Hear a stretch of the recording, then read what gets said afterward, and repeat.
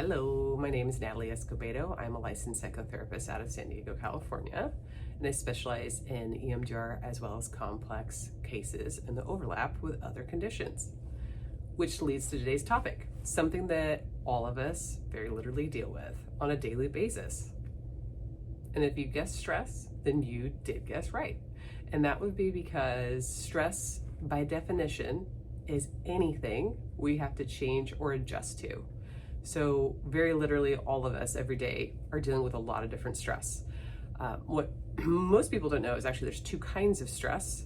And a term coined by Hans Selye, an endocrinologist in the 1970s, was eustress and then distress. And distress is what most of us all think of when we think of the word stress, right?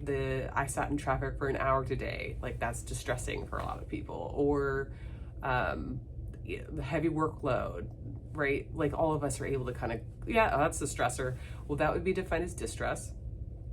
But eustress would be actually more of the other activities that all of us wouldn't really think about as a stressor, but really are. So the job promotion might be a great positive thing for someone, but it still is going to be a stressor, even though it's a great thing. I know the word stress kind of does give a bad rap. I think it's important we talk about, though, kind of the cost or the symptoms of both eustress and distress, since it is something that is really vital to work with.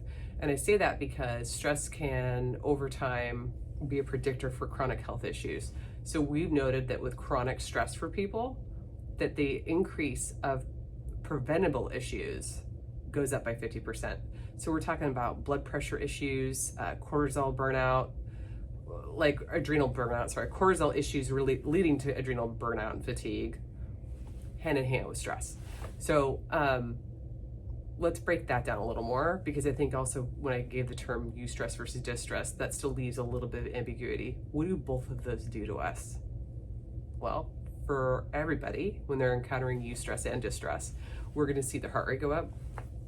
We're going to see kind of the fight or flight mechanism get kicked in. So maybe an increase of cortisol, maybe a little adrenaline.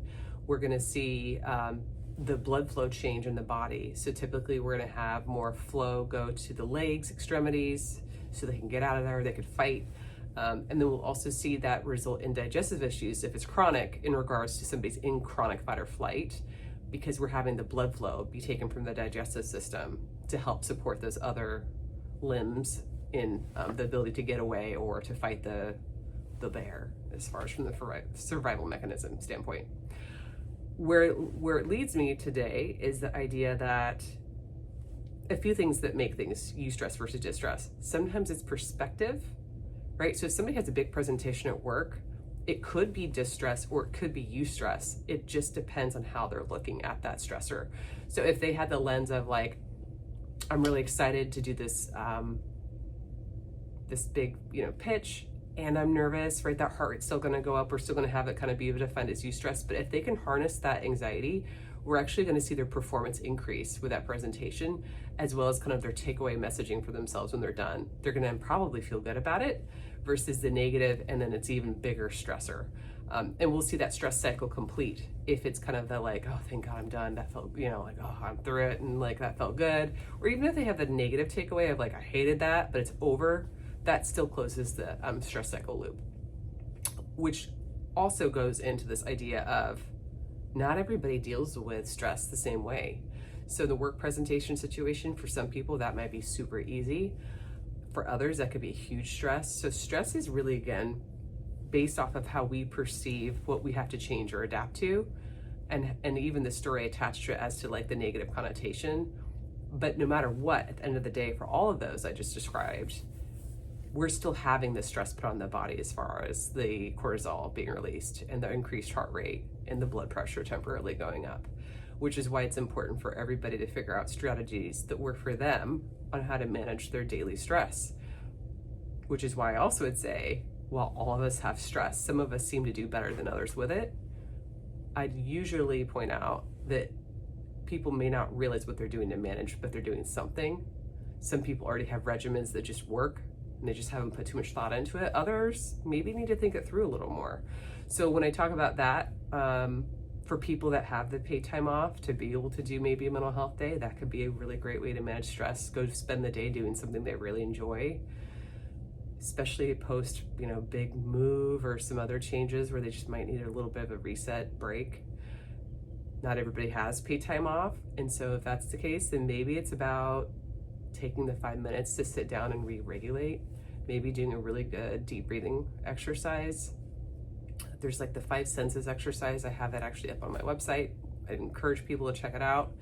That's a pretty good grounding exercise too. That's one really awesome way. I'd also say something really vital for everybody is getting really good sleep. Sleep is where your brain kind of resets and recovers for your whole body. So if we're not sleeping well during times of stress, then we're already doing ourselves a disservice. And then I think another thing that's also very important about that would be taking the time to maybe sit down with a therapist and figure out how to manage stress if you've already maybe tried some of these other strategies.